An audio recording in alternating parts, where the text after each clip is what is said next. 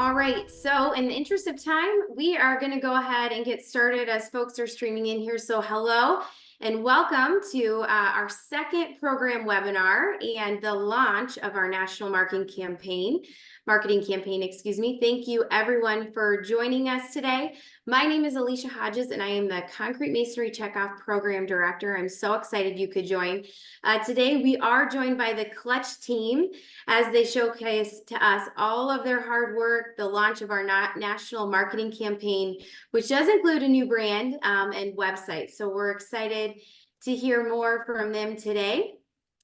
So welcome to the team joining us. We have Aaron Heidecker, John Poferall, Lucas Langley, and Angie Escobar. Hello, Clutch team. Thank you so much for being here.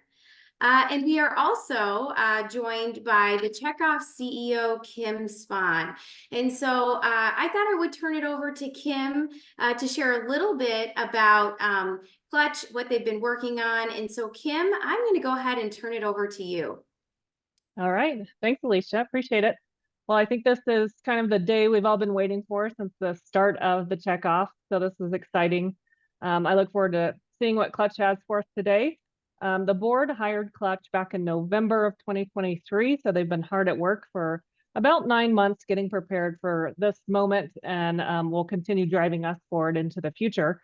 The board also invested $1 million into this marketing campaign that they're going to be launching for us through the rest of this year and then into next year as well. And so we hope you enjoy what they have to present for us, but they quickly jumped into research after selecting them from an RFP process in which we had about 14 companies apply to be our marketing consultant. And so Clutch has done a great job for us. They really understand what we're trying to drive at and the target audience we're trying to reach. From there, in April, the board did approve the brand itself and our target audience based on that research that Clutch has done, and they're going to share some of those details with you. So you can see how did we get to where we are today. And then finally, they have been hard at work since that April meeting, building out all of these brand details. So without further ado, I'll turn it back to you, Alicia, and we'll get started. Awesome. Thank you, Kim. Thanks so much for being here today as well. And so everyone, you probably have noticed we are in webinar format. So your cameras are off, your microphones are muted. This is just meant for your time to enjoy and watch what Clutch has prepared for us. We are recording, so we will post a recording of this webinar at some point. And so you can go back and take a look at it. We do want to make sure we answer any questions you may have. So please make sure any questions that you may have, put those in the Q&A. I would encourage you to put them in the Q&A instead of the chat. If they go in the chat, they'll get lost. So put those into the Q&A and we will either answer those along the way by typing in the answer, or we will reserve about 10 to 15 minutes at the end to make sure we get your questions answered. So with that, I am going to turn it over to Aaron Heidecker. Aaron, could your team real quick give a brief introduction before you guys get started? Yes, absolutely. Hi, everyone. I am Aaron Heidecker. I am a program director with Clutch. Everyone was sharing their locations. It's really great to see everyone joining us today. I am joining you just northwest of Minneapolis, Minnesota, close to our headquarters. Cool. My name is John Poferall. I'm a director on our reputation team at Clutch. So think public relations and writing and all the things. So, and I'm also based probably about 15 minutes away from our office in Northeast Minneapolis. So thanks for joining us.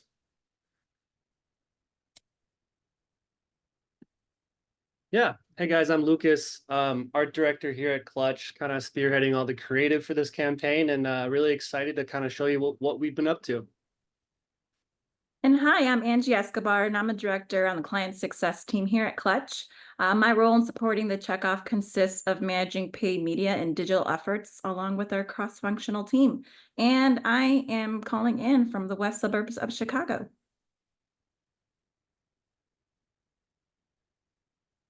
Awesome. Well, great. Thank you guys so much for being here today. So with that, I'm going to shut my camera off and I am just going to turn it over to Clutch and hear more about what you all have been working on. Thank you guys.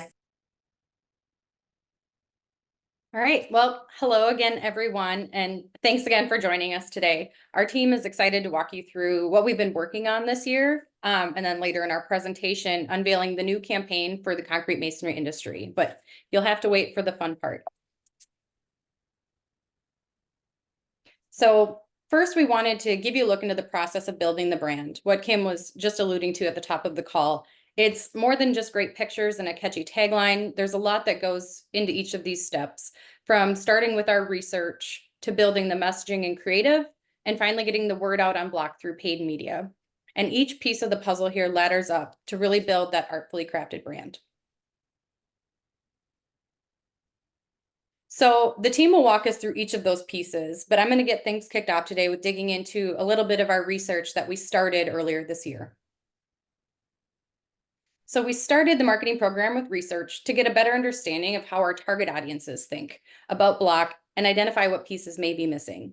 So really the why behind the research. The goal of the research was to better understand how our target audiences, architects, engineers, and contractors, you'll see AECs throughout, make key decisions when designing and building new building structures, and what they need to know in order to strongly consider incorporating concrete masonry into a larger percentage of their projects. Grounding our messaging in research and insights tested with these key audiences really allows us to be purposeful in building the concrete masonry brand, and most importantly, communicating what AECs want and need to know.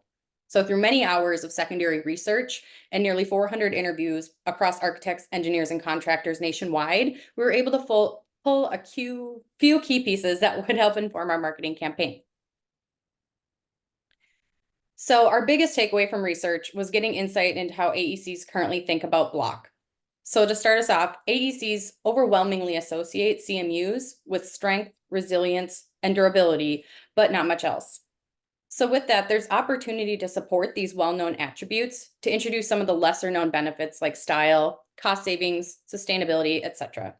Strength is one of the strongest proof points in choosing CMU, but we know that we have an opportunity to elaborate on the story of strength, leaning on one of our most prominent pillars.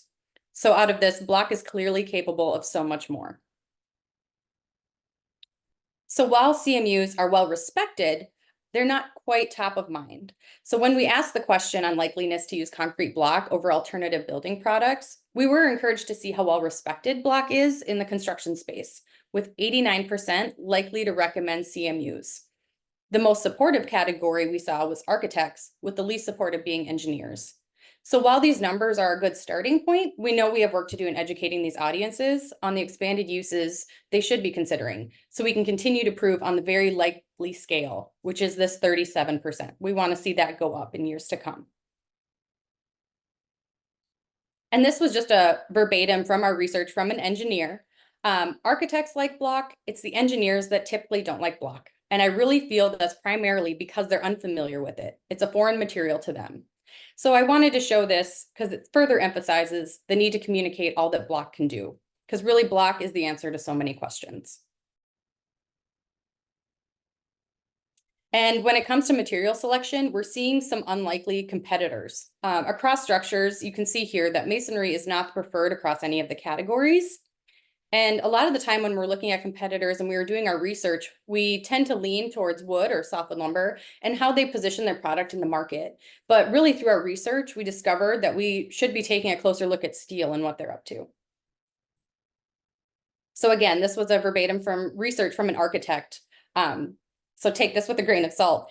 The advent of steel structuring has rendered Block nearly useless. Steel is just as strong, cheaper to install, and cheaper to decorate the interior. So again, stressing the importance of communicating beyond strength and highlighting more of the versatility that you get with building with Block.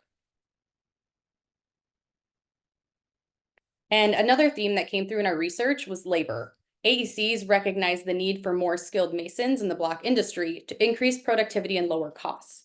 So from our interviews, AECs mentioned the perception that concrete masonry projects will take longer to build, possibly due to a limited skilled labor pool in comparison to alternative material choices. And participants emphasize the importance of education surrounding building with Block, so it remains a viable product offering with a healthy labor pool that maintains the same productivity and efficiency as with other materials. And when it comes to sustainability, it plays a factor when deciding on materials, but there are also other influences at play.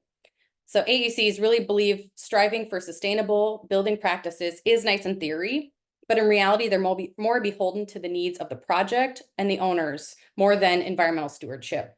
And the environmental impacts of a material are of less importance for these participants than materials that otherwise meet the engineering and budgeting needs.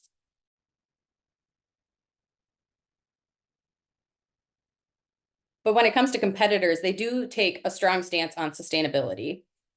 Perceptions that galvanized steel lasts a lifetime and is easy to implement compared to perceptions that block requires more planning and maintenance is likely driving reduced use of concrete block.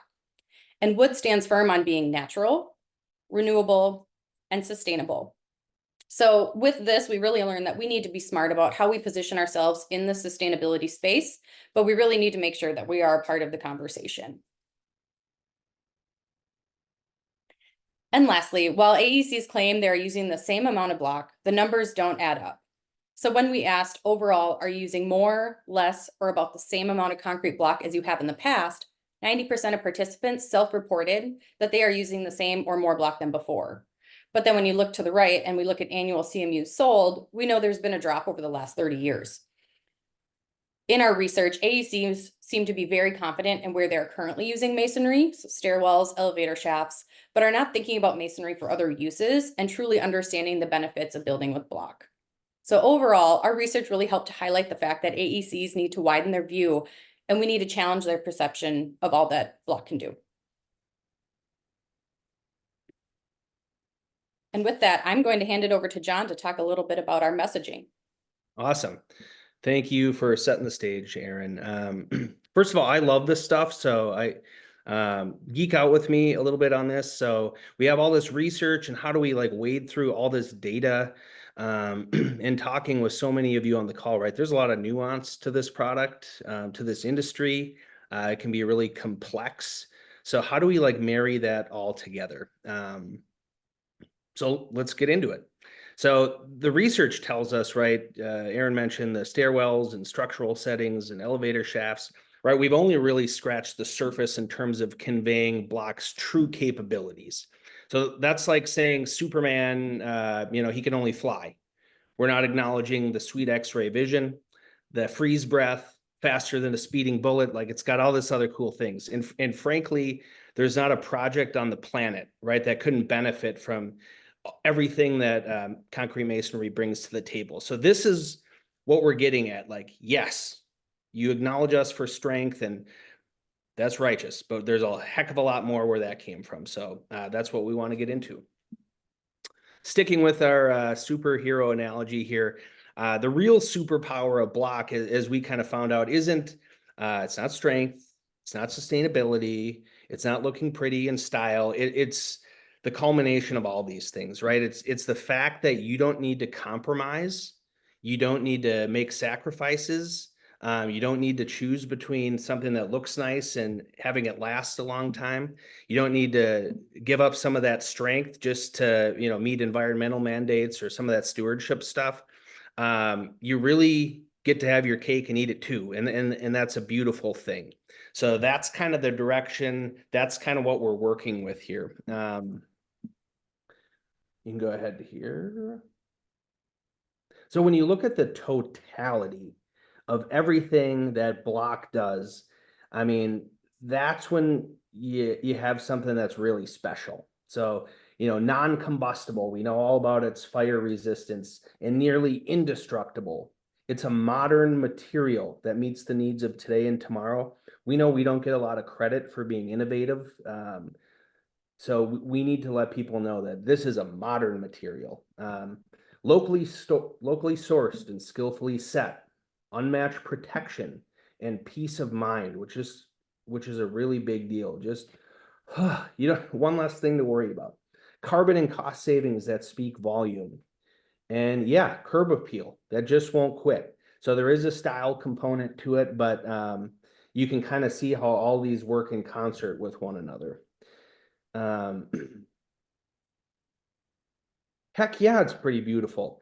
No other product in the world can do all the things to the level that we can do. So you heard some of the comment about steel and, it can do this and that, but it's going to fall short in these other areas. So we feel like we've got the total package here and we're ready to celebrate that. So when it comes to messaging, like, how do we wrap our heads around this in terms of like, okay, we got strength, sustainability, and we got all these things. Our job, right, at Clutch and in partnership with you is how do we convey these things without scaring the crap out of people? Because I mentioned the nuance and the technicality of this. I mean, you get into fire ratings and carbonation and like you can lose people pretty quick. So our goal in storytelling is to distill it down, make it as simple as humanly possible. And then that opens the door to start talking about, if it's style, we don't lead with, oh my God, there's like 1,000 tones and textures and finishes, and we can do this and that. We're just going to lay it out really simple and then sort of get into that stuff and let people sort of ask follow-ups and kind of spoon feed them that information. So let's see what that looks like. So we got our 5 S's, which is nice and easy to remember. So safety. We need to acknowledge the world that we're living in. It seems like every year there's a once in 100-year storm. Every part of the country is getting, just dinged with, there's been flooding and hurricanes and tornadoes, and that's not unique to this year. So the realities of worsening weather extremes have made the need for safer, more resilient structures greater than ever. Plain and simple. Fire and high winds are the leading cause of home destruction deaths in the US. And these are tragedies that can largely be prevented with more thoughtful, more defensive architecture. And that's what we're about. So whatever Mother Nature can throw at it, like block needs to be part of that conversation. So that's what we're talking about. Safety is just, hey, this is a cruel world we're living in, and it is harsh. And there's a solution out there that is tailor-made for this stuff. I think let's move on to style. So we're not taking a stance on, classic design or contemporary or brutalism. We're sort of saying you do you, but any way you slice it, if it doesn't last, it's not going to look good. So whatever style or aesthetic you're going for, if you bring block into the equation, it's going to last a heck of a lot longer.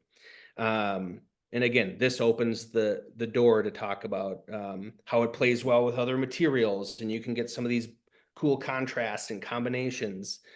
We know that block's not an all or nothing proposition, right? No one's out there building block bunkers and just like, we just need more of it. People need to think of it in a new way.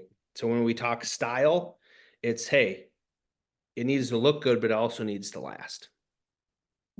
Okay. Savings, we know that if something lasts forever and ever, right, there's a savings involved there, and that's important. We don't want to discount or overlook the present. Aaron mentioned, right, like people have budgets, and there's a perception that block is sometimes cost prohibitive. And we found out that that's really not the case. Like if it is spec'd right and it is designed right, it should be as competitive as any freaking product out there. So we need to do a better job of conveying that and not getting people to write it off kind of before they even start.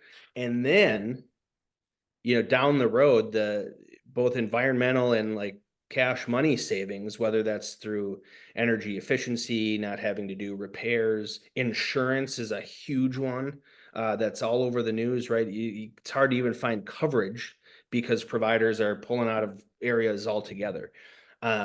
This is what we're talking about. It competes with anything pound for pound on the market right now. And then over time, it is a no-brainer. So that's what we're looking at for savings. Sustainability, this is a tricky one, right? It's kind of fraught with emotion. It's polarizing. There's a ton of greenwashing out there. So like, how do we begin to tackle this subject? And really at the end of the day, right, it's about doing more with less. And there's a million ins to this, right? You could say, well, dry cast uses less cement. We have cores and voids in our product, so you're using less material. It's locally sourced. Some manufacturers are using processes to inject CO2 into it at the onset. Like, you go on and on. I think we wrap it up nicely by saying, look, CMU, because it lasts so long, you got the longevity, it's locally sourced, and it does curb that embodied carbon, right? Which is not just carbon sequestration. We're looking at this whole picture. It's really one of the most efficient materials in the world, right? It is a model of efficiency, and I think that's what we want to lean into when we talk sustainability. And then, of course, we have our old friend strength, and we're not going to shy away from this, right? People associate us with this, but this is just saying that I mentioned a bunker earlier. I'm thinking of a bodybuilder that is so jacked up that they can't even swim, and that's not what concrete is, right? Like, there's an elegance to it, and it can do other things, and this modular design lets you do really cool things. And when you play around with it, right, it's going to maintain structure over time. So it's not just short bursts of strength and hulking up. It's something that really lasts. So when we talk strength, that's kind of the slant that we're looking through. Cool. So you're going to see all this messaging sort of feed into the creative, right? You usually start with the messaging. You lock that down, and then you start building that out, building a brand. So I'll turn it over to Lucas. Yeah, thanks, John. Thanks for walking through those S's. But I'm going to walk you guys through the creative process here, hit on some research, kind of why we did what we did and where we ended up. So the first thing here, here at Clutch, we consistently combine art and acumen. And that means we use insight-driven creativity with category-specific business expertise to help our clients maximize revenue and growth. And then when we look at the creative process, a lot of things went into this. But I think the research was truly the tell-all. We learned a lot from it, and it really helped kind of shape the decisions made and the path taken. But we're here to accomplish a business objective and ultimately to influence our key audience to buy more concrete block, right? The things listed below here are all vital elements involved in creating the best campaign for CMC and CMC. And then looking into our preliminary research, kind of through this research phase, we tested 6 different concepts and only one really came out on top, but all concepts were painted in a positive light from the group. Some of those things are like catchy ads, right? That we're promoting block in a positive light and highlighting a new dimension of block they have not previously discovered, right? But none of the concepts garnered any unfavorable reactions. And then headlines and imagery invite open conversation, which is piquing interest and curiosity amongst the groups as well. And then kind of taking that research into strategy. From all the concepts shown to the group, one really resonated the most. AUCs appreciated the straightforward imagery. They were really drawn to this concept due to the attention-grabbing color overlays, the bold text that speaks to the strength of block, and the imagery that kind of gets away from that dull gray block stigma that we all know. But really our main key takeaway here is that AUCs are open to being challenged and are intrigued by thinking about block beyond the stereotypes. Color needs to play a factor in this campaign, and we need to be on the nose with our messaging. So with all that said, we wanted to make a strong word mark that resembled the idea of block itself. So introducing that winning platform, the beauty of block. We stepped away from that monotone green on green that we had prior and decided to take the approach of like this contrasting analogous color scheme, right? This dark blue and green. The dark sophisticated blue kind of creates honesty and authority, while the vibrant green conveys energy, emotion, and kind of really brings this brand to life. And then with the creation of that logo, we needed to surround it with some similar graphical elements, so we could begin to tell the story of Beauty of Block. We got big blocky type, strong, sustainable, safe, stylish. These are the big ideas that make Block so versatile. And then with these executions, we can kind of begin to show all the really unique types of block on a micro scale, as well as showcasing the building as a whole. But just like the different kind of textures they bring, the cool different, like just everything involved. But we're using those brighter colors to highlight the beauty of block and the darker colors for the messaging side. And then into more ad mockups, we did, one aspect we look for in a good campaign is flexibility, right? Because if a campaign isn't flexible, it not only can cater to different audiences while consistently delivering your message, but it has endless possibilities over time to grow and change, which keeps it fresh and new, but also continues to establish your brand's communications. So now, like, kind of playing off of those S pillars, we have alternate headlines to keep engagement high as we continue to push this out. Some of those could include, like, fireproof, weatherproof, time-proof. That's the beauty of block. Or just for sustainability, it'd be like low maintenance, high value, or safety on every level, right? Style, again, would be another version of that. Would be aging gracefully and aging tastefully. Just something that block does and that it's good at. Then with the creative, we of course have our brand standards for both CMC and Beauty of Block. And this obviously includes logo usages, do's and don'ts, color palette, graphics, and more.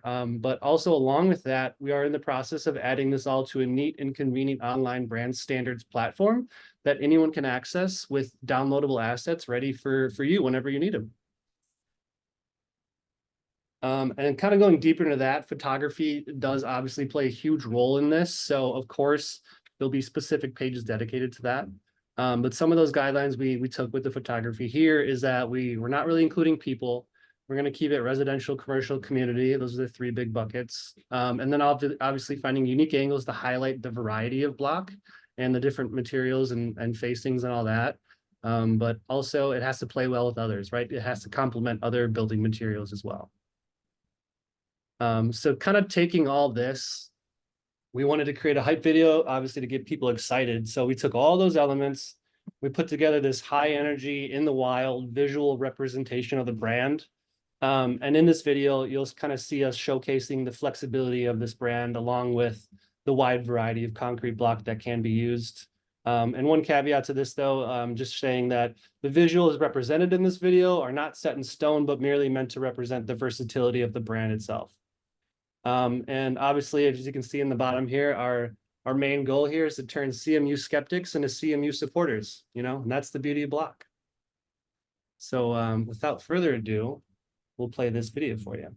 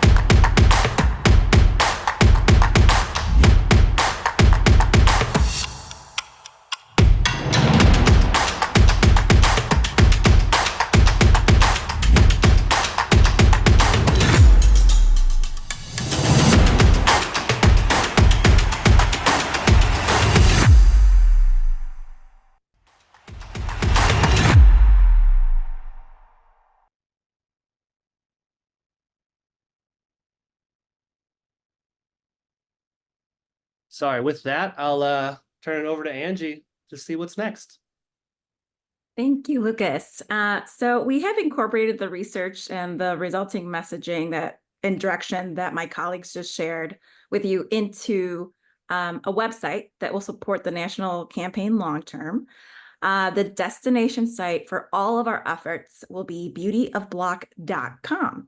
We're excited to share that Beauty of Block will go live later this week, And while we're still making final image and copy tweaks, we wanted to give you a sneak peek today. So turn up your speakers. Welcome to beautyofblock.com. Here, architects, engineers, and contractors will discover the full potential of CMUs and get access to experts that can help incorporate these remarkable building blocks into upcoming projects. Let's take a quick tour of the website and explore the user-friendly interface to review various sections. The homepage offers dynamic visuals to capture attention and engage audiences. Along with the top navigation bar and webpage footer, the homepage drives to various areas of the site and drives signups for future newsletters.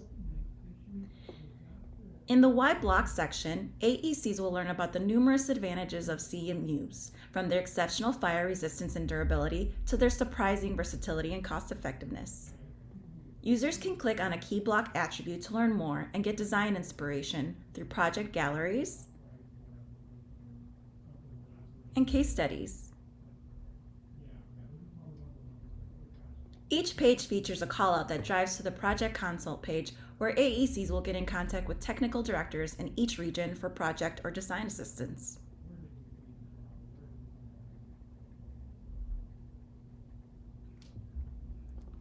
Beautyofblock.com also features the latest news in concrete masonry. Finally, on the events page, we'll provide details of upcoming industry events, educational event opportunities, and relevant checkoff events. In today's world, architects, engineers, and contractors are constantly seeking innovative and versatile building materials. They will need to look no further than beautyofblock.com to learn about how CMU offers a unique blend of strength, durability, and aesthetics, making them the perfect choice for a variety of projects.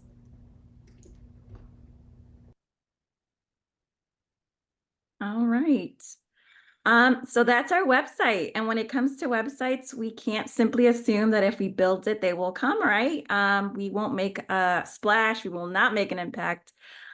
So to support the campaign, we are deploying an integrated paid media strategy that incorporates various channels such as programmatic, digital placements, paid social, search, and we'll also be leveraging endemic partnerships. To optimize this year's media budget, we are targeting architects as our key influencer driving concrete masonry block use. Paid media efforts will begin in August and run through the remainder of the year. And while ultimate goal is to increase the use of CMUs, our first step is to create awareness for the national campaign. So I'll go into a few details on the various channels working to drive traffic to our website, drive awareness. On the next slide, please. We'll be partnering with Architect Magazine, who offers the largest reach into our industry with about 281,000 monthly visitors on average and maintains a strong relationship with AIA. Delivering our messaging through Architect Magazine also aids message credibility. Starting in mid-August, the Beauty of Block campaign will dominate their website homepage with wallpaper ads through December. We'll leverage opportunities through paid content and publish a native article in September that will also get promoted through Architect Magazine's e-newsletter and social channels.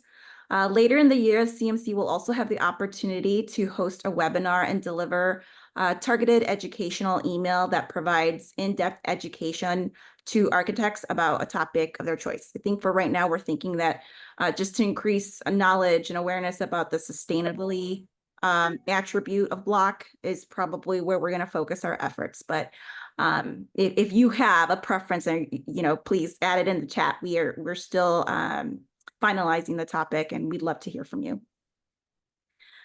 Paid search ads and social ads will drive to beautyofblock.com as well as a new resource available to architects to learn more about the benefits of CMU and also procure design assistance.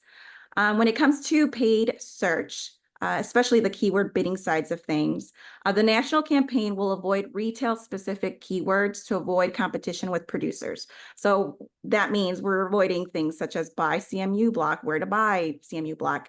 And we'll also avoid specific product names and utilization types. The Checkoff's national marketing campaign will focus on broader terms, promoting the benefits or education of CMU. Additionally, the Beauty of Block campaign will reach architects through programmatic digital channels such as unskippable YouTube pre-rolls. So we wanted to make sure that those ads are not easily skipped and make sure our message is heard. We'll also have some TV ads out in the world, along with some animated and static banner ads. We'll also have additional native articles outside of our partnership with Architect Magazine. Meaning our native articles will show up on various types of publishing websites, like it could show up on CNN. But these articles look like they were written by the publisher, and we'll click through to beautyofblock.com. And to ensure we are targeting structural architects specifically, we are using relevant SIC codes to identify the audience as such. So we don't want to hit any waste marketing dollars by targeting data architects or landscaping architects. All of our paid media support will work in tandem with the reputation work that John was talking about earlier, and that includes press releases as well as some industry media outreach. So we are all excited to launch the National Beauty of Block campaign throughout the coming weeks to not only reiterate to AECs that CMU is strong, but is also sustainable, safe, and stylish. That's the beauty of Block. With that, I'll pass it over to Alicia, who's going to help us go through any of the questions that have come in during the call. Yeah, thanks so much. I'll jump in here real quick. I did want to also thank, besides you guys doing a great job, the Clutch team, that our marketing committee, led by Brendan Quinn, has been very involved in this process and been making approvals along the way. So I did want to thank them. So again, Brendan is the chairman of the marketing committee, but also Mike Finch, Jim Gendron, Greg Gibble, Gary Hensley, Heidi Jandris, Mike Luttrell, Sean Rustad, Steve Berry, Mark Wilhelms, Alan Turong, and Sally Fennell. So a large group from across the country, definitely giving input and feedback to the Clutch team to make sure we got this all right. So we couldn't have done it without you guys. So really appreciate everything the marketing committee did to support this effort. All right, Alicia, off to you. Awesome. Thank you, Kim. And thank you. Oh, hopefully my video didn't cut out there for a minute. The internet in Iowa. Thank you, Kim. Thank you, marketing committee, and thank you, Clutch. This has been great. And I think I was like standing up and cheering during that video. Very cool. So thank you for putting that together. We do have one question in the Q&A from Dwayne. And it looks like Aaron already answered it. But I will share with you out loud what it says. You all can read it, but Dwayne asked, when will the website go live? Aaron responded, the website will be live later this week. We'll be sending out an announcement with a link to the site once it's live. So Dwayne, thank you so much for that question down in New Orleans. And then just one comment, be careful about non-skippable ads, as they can backfire for people who get frustrated with having to watch endless ads. So thank you for the feedback. We will certainly keep that in mind. And are there any more questions out there? Can anybody else have questions about, how we landed here or where we're going?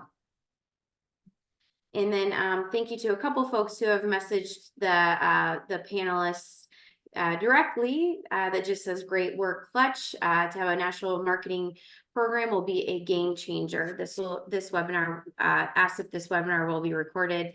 Yes, it will be recorded. It is recorded and will be sent out. So we've had a couple direct messages. So thank you very much to everybody who's messaging us directly. Mark Severson asked, will marketing materials be available soon? Everyone has shows coming up. So Clutch team, can you guys respond to that? Yes. Oh, sorry. Sorry, we're all excited. So Mark, yes, I will say that we do have materials in process right now. We're working kind of on a one-pager that really embodies Beauty of Block, what it means for our industry, to have some really good talking points. We are also working with some of the regions on region-specific communications. So if you have more questions on that, I'd be happy to talk with you about that as well. Awesome.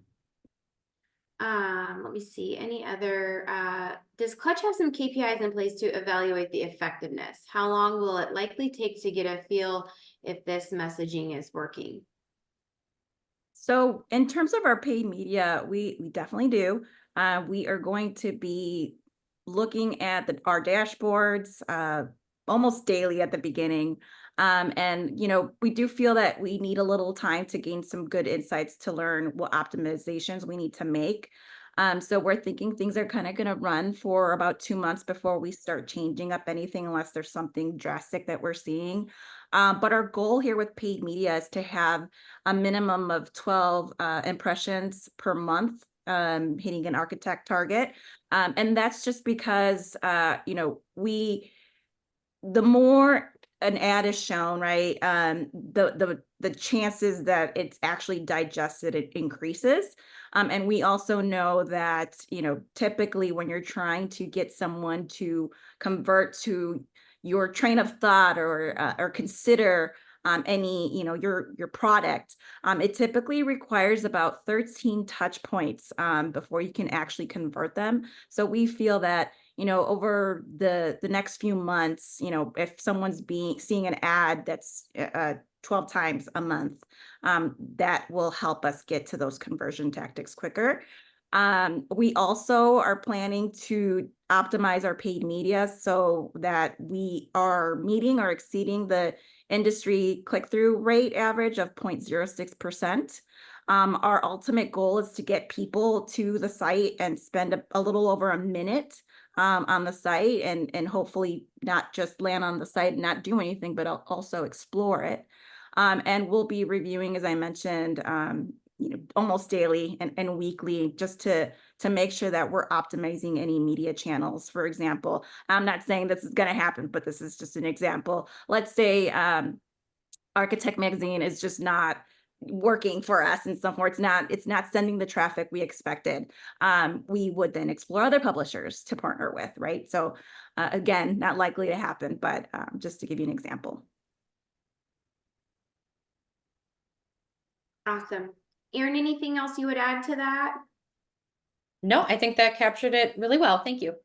I might add just something real quick. So from a reputation standpoint, typically in terms of earned media placements and impressions, right? We need to know where that benchmark is, and we would look to exceed that year over year. Problem is, right, it's not apples to apples because we've been sort of reaching out without spilling the beans on Beauty a Block. We've made some personnel announcements and different things. I would say by the end of the calendar year, we'll have a pretty good sense of kind of what we want to use as our benchmark for next year. So from that standpoint, it's a 5-6 months. Actually, I will say one thing because it's a bit of a follow-up from Riley's question that I noticed about the initial survey. So one thing that we'll be using for KPIs as well is we will continue surveying our target audiences. Probably not as large of a research undertaking every year, but we know that we want to improve that very likely score. So we know we need to hear from them and understand, how are their perceptions shifting? We want to know if our messaging is effective in that way. So we will continue to do our research and continue doing our surveys. The larger scale ones, maybe every 2 years, but we do have opportunities for smaller, probably not the right word, mini surveys throughout just to kind of see how our message is resonating with our audiences. So that research piece, while it won't be quite a large chunk moving forward in the marketing process, we do want to continue to understand what's really driving material selection when it comes to AECs. Yeah, and I know we have a couple questions on here about using the brand and how we go about sharing that out with those across the country. So one of them was, how do we do it? We have shows coming up. I think the great thing for shows coming up is Region 4, which is a nice way that the regional dollars kind of pair with the national dollars. Region 4 went ahead and approved a program to build out a trade booth. And Region 4 is willing to share that as they don't need it. And I'm assuming once that gets built and finished out, we may find that we need a second or a third set of those to go around. So definitely stay tuned, but we're building more material for you guys to be using, including PowerPoint templates and things like that.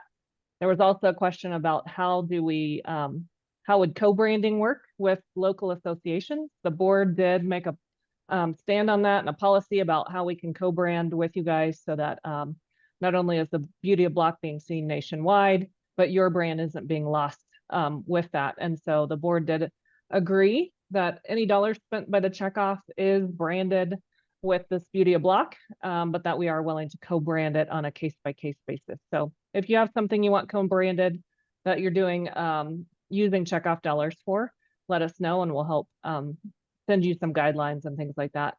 That'll make sure that we're following the board's policy. I think there was one more. One about hashtag Beauty of Block. Yes, I'll jump in to tackle Yep. that. So Perfect.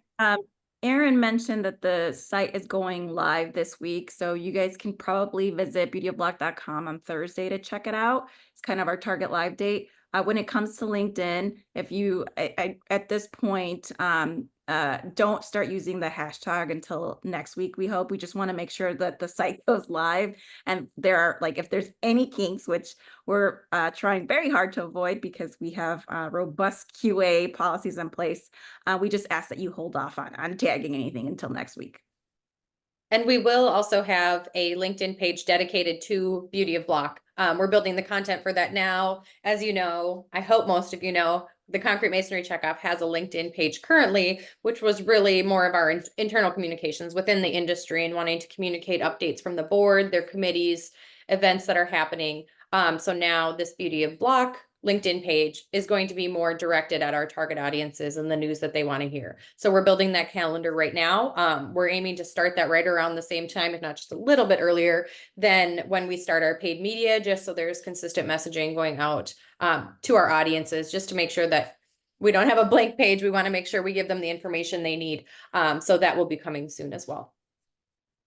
Erin, can you guys, when we're ready to start sharing hashtag Beauty of Block next week, can you guys give us the green light either through LinkedIn or an email, just to let us know, and then maybe we can reshare a post on our Checkoff LinkedIn page. I know that's mainly for investors, but that might be our source where we go to find that. So all right, we have a couple more questions here. So Ken White asked, I know the goal of the marketing is to turn skeptics into supporters. What is the marketing thought process, including that as part of the video? I can jump in on that one. Really, this video that we showed in the meeting today, we really wanted to get you guys excited about the Beauty of Block, all of its possibilities, the way it can show up in the wild, and just really how it comes to life. So this video is more intended for us here internally. We do have another video that we're polishing up now that will go on the website that's more marketing facing, that communicates the benefits to AECs. This one was really just to get excited about, something big is coming, it's here.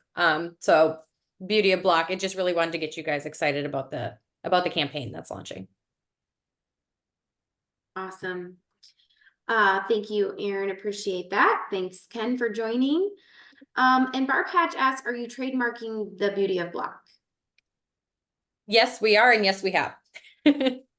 And I'll also add that we also purchased the URL beautyofblock.org, even though we're going to promote beautyofblock.com, simply for the fact that most people just innately type in .com. Like, that's the more widely used option. But if anybody happens to click beautyofblock.org, it'll also redirect to our site. Awesome. And Thank you. there's one more question regarding Architect Magazine. I can look into that and get you some details. Like, if I think the question may be referring to, like, what's the breakout as well of readership in terms of architects, and maybe there's, we know there's probably some engineers and contractors that also read the publication. So I can provide those details for Erin to share after the call. Okay. Awesome. Thank you, Angie. One other question. Can you explain how the Beauty of Block acts as an umbrella to, all the features of Block? Anybody want to take that one? Yeah, I can take that one. Okay. Go ahead, John. You can jump in. So we like that this can flex both for different audiences, but also different regions, right? So you're not locked into anything. So if you're on the West Coast or Region 5, you want to talk about carbon, you want to talk about fire resistance, like you can play into that. Obviously, the East Coast has its own things going on, Midwest, but even from an audience, right? Like maybe the architect is more interested in that curb appeal and some of that style, and you can do some headlines that play off of that. Whereas, an engineer, you could talk about the integrity, the structure, the flexibility there. So I just think that through copy you can do so many things, and it's just such an easy get, right? Like that's the beauty of block. So that's the thinking there. And then each region would sort of be empowered to, whether it's trade show stuff or local marketing, kind of come up with some new copy. Kim, what would you add? No, I think you hit it pretty well. Just that that's the beauty of block is kind of the overarching piece that fits with any slogan you put with it.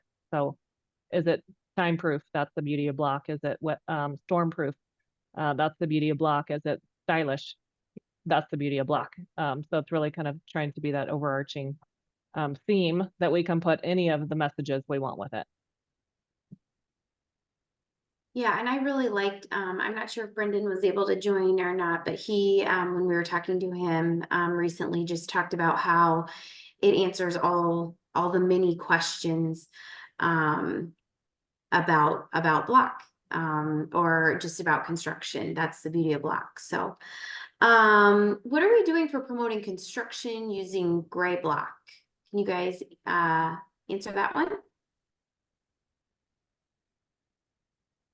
Yeah, I don't think we're shying away from gray block. I know some of the features have like the architectural block, and I know from a percentage standpoint, right, in terms of overall volume, that's not as high, but we're saying like structural or gray block, like that's good. I know Region 2 was like, we use a lot of gray block and we want you to feel included in this. So the beauty of like, gray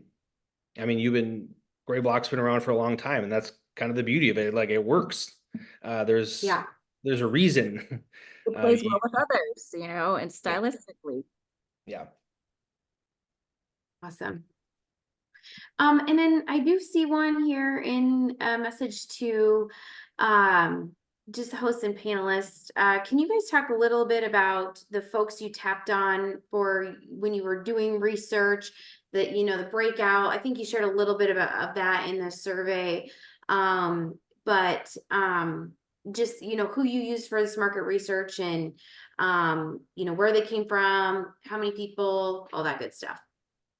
Yeah, so we used a partner, Access Research, who helped us to conduct the surveys, which was our next step after doing some secondary research of competitors and kind of what the marketplace is looking like overall, just to help educate some of our questions going into it. It was a nationwide survey. There were 360 total participants in that. I don't have the exact breakdown, but I can provide that. We have all that information. It's just been so ingrained in my mind. I'm surprised I can't think of the exact numbers. But there were about 360 that did the survey, and then we interviewed over 40 architects, engineers, contractors. But of course, coming out of our first part of our research, we knew that we really wanted to dig more on understanding the architect. So we've been working closely with people in the industry to build up our architect advisory council, if you will, and to really get in on what architects want to know, so we can keep obviously educating ourselves and helping to craft our messaging and our paid media efforts that are really going to resonate with that target audience. Awesome. Very good. Those interviews, Oh, those were hour-long conversations, right? Like we got into some stuff and it was pretty candid and they didn't pull any punches. So it was really helpful. And we also have some contacts that we didn't even get around to talking to them, that they've agreed to however, use me as you need me. So if you want me to review stuff or articles or whatever, so it's good to have some allies.